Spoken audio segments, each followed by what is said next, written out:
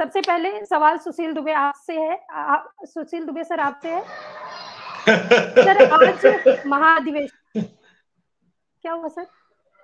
नहीं कुछ नहीं, जी जी जी ठीक है जी, हाँ हाँ कंटिन्यू सुष्मिता कंटिन्यू। सर महाधिवेशन में कांग्रेस के सामने बड़ी चुनौती, वर्तमान की राजनीति पर हंसिए पर खड़ी पार्टी को एक बार फिर से उसी जोश से पुनः गठित कर पाएगी आज जो अधिवेशन हो रहा है?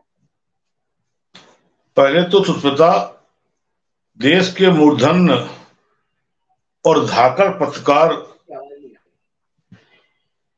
अशोक वानखेड़े भाऊ हमारे शहर में हैं, तो 4 PM के एक पैनलिस्ट की तरफ से मैं उनका लखनऊ में स्वागत करता हूं। कल संजय जी स्वागत कर चुके हैं, आज ऑनलाइन हम स्वागत करते हैं उनका।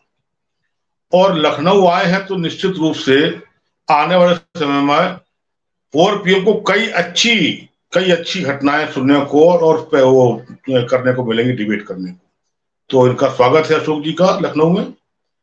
अब आइए आपकी बात पे। मेरे ख्याल से एक लंबे अरसे बाद, शायद 92 में कलकत्ता में अधिवेशन हुआ था उस समय पर। उसके बाद बीच में कोई अधिवेशन हुआ हो मुझे ध्यान नहीं आता है, हुआ होगा। लेकिन जो ये अधिवेशन हो रहा है ये बहुत ही ऐतिहासिक अधिवेशन है कांग्रेस के भविष्य के लिए। भाऊ मैंने आपका स्वागत किया लखनऊ में ऑनलाइन। हाँ, मैंने ये भी कहा कि मूर्धन पत्रकार लखनऊ में है, तो यहाँ पर धाकड़ पत्रकार, तो अभी कुछ ना कुछ चीजें अच्छी फुर्तियों आप सुन नहीं पाए थे, तो हमारे भी TRP नंबर बढ़ जाएंगे, इसलिए हम दोबारा आपको बोल रहे हैं कि आपका स्वागत है लखनऊ में। खैर, तो ये इस परिप्रेक्ष्य में बहुत आवश्यक है सुष्मिता कि इधर राजनीतिक नजरिया पहले कांग्रेस से लाइमलाइट में रहती थी और कांग्रेस बेस होती थी पॉलिटिक्स की। 14 के बाद से कांग्रेस साइड लाइन हुई है, राजनीतिक सिस्टम बदल गया है, नए हिंदू हो गए हैं, नई पॉलिटिक्स हो गई है, नया PM का नजरिया नया हो गया है। मनमोहन सिंह तक एक PM नॉर्मल साधारण लोग हुआ करते थे। अब PM का जो बॉडी लैंग्वेज है, PM की जो भाषा है या PM का जो सिस्टम है, जो PM का तरीका है, अब 24,000 करोड़ के बिस्ता वाला PM है इस समय पर देश में, 8,000 करोड़ की जहाज वाला PM है इस देश में। तो अब चीजें बदल गई है, इसलिए कांग्रेस का ये अधिवेशन खाली यही न सोचे, और कांग्रेस का बहुत समय बाद एक बहुत शानदार चुनाव हुआ है, जो दिखा है कि हाँ चुनाव हुआ है। इसमें छाप नहीं दिखी है, अंदर खाने छाप रहे, रिमोट रहे, कुछ रहे, लेकिन हाँ ये दिखा है कि ये चुनाव हुआ है, और चुनाव भी बहुत ही एक शानदार कुशल राजनीतिक जो कांग्रेस का है, खाटी कांग्रेसी, उसका चुनाव हुआ है। तो अब ये देखना पड़ेगा। देखिए, एक परसेप्शन बना है कि राहुल गांधी निकले, बड़ा काम किया, अद्भुत काम किया, नो डाउट राहुल गांधी जी ने एक भारी काम किया, लेकिन एक जो उसके बाद जो उनका जो आ रहा है वो अच्छा वो जो यात्रा का जो होता है ना, फॉलोइंग या फॉलो बैक जो होता है, वो अब उनका काम ये नहीं है कि वो स्कीइंग उस पर लेके वो बहन को लेके वहां घूमे और वो स्कीइंग करे। अब उनका काम है उत्तर प्रदेश की 80 सीटों पर देखे, जहां पर अभी 130 कुछ लोगों की जो सूची जारी हुई है ICC मेंबर की, जो अधिवेशन में जा रहे हैं। आप आश्चर्य करेंगे सुष्मिता कि राजमाता सोनिया जी का नाम, जो हम सबके लिए आदरणीय नाम है, कांग्रेसियों के लिए आदरणीय नाम है, उनका नाम 26 सूची में 26 नंबर पे नाम है। एक कोई अनजान आदमी का नाम है नंबर 1 पे, उसका नाम क्या ले उस पे, और बाकी करते करते करते करते अब कम से कम दस्तखत करने वालों को शायद वेणुगोपाल के दस्तखत है। अब इतना भी उदारता नहीं होनी चाहिए कि सोनिया जी जो कांग्रेस की प्रेरणा रही है, जो इंटायर पूरे उसकी चेयरपर्सन रही है, उनका नाम 26 नंबर पे, कोई प्रोटोकॉल होता है? अगर यही सब लेके कांग्रेस चल रही है और चिंतन कर रही है, अभी भी अगर राहुल उन सबकी, तो ये चीजें समझनी पड़ेगी।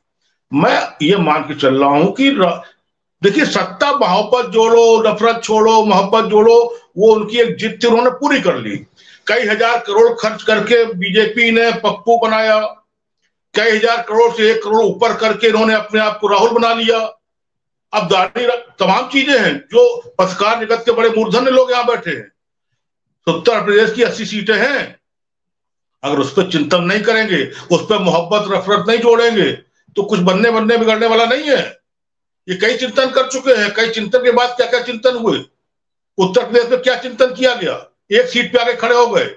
अब देखिए, मेरा ही मानना है कि रायपुर के चिंतन शिविर में सबसे बड़ा जो कद उभर के आएगा, वो कद उभर के आएगा सुष्मिता मल्लिकार्जुन खड़गे जी का।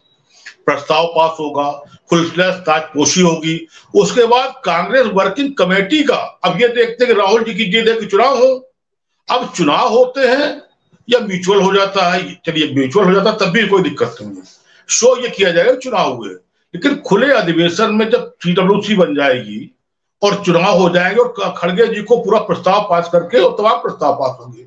अब जो प्रस्ताव पास होते हैं उसका अभी तक हमारे पास वो नहीं है, इनपुट नहीं है क्या है, लेकिन प्रस्ताव निश्चित जो देश के लिए पास होंगे उसके बाद हम लोग समझ पाएंगे कि ये कांग्रेस का दिशा किधर जा रही है, क्योंकि निश्चित रूप से खड़गे जी का भी रोल होगा।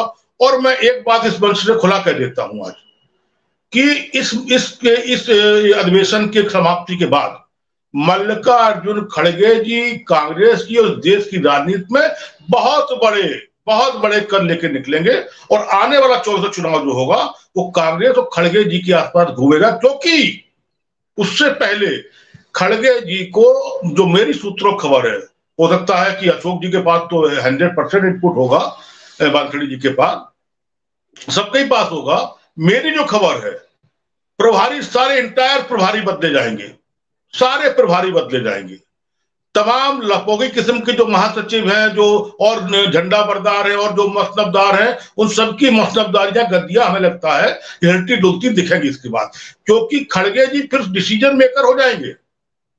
अभी तो तमाम चीजें हैं और एक तरफ राहुल जी मोहब्बत बांटते चलेंगे और खड़गे जी सत्ता की तरफ निशाना लेके चलेंगे। इस चिंतन शिविर से मुझे लगता है ये संदेश निकलना चाहिए, खाली उपदेश और उससे कुछ नहीं होगा। अब वो समय आ गया है जब देश चिंतित है।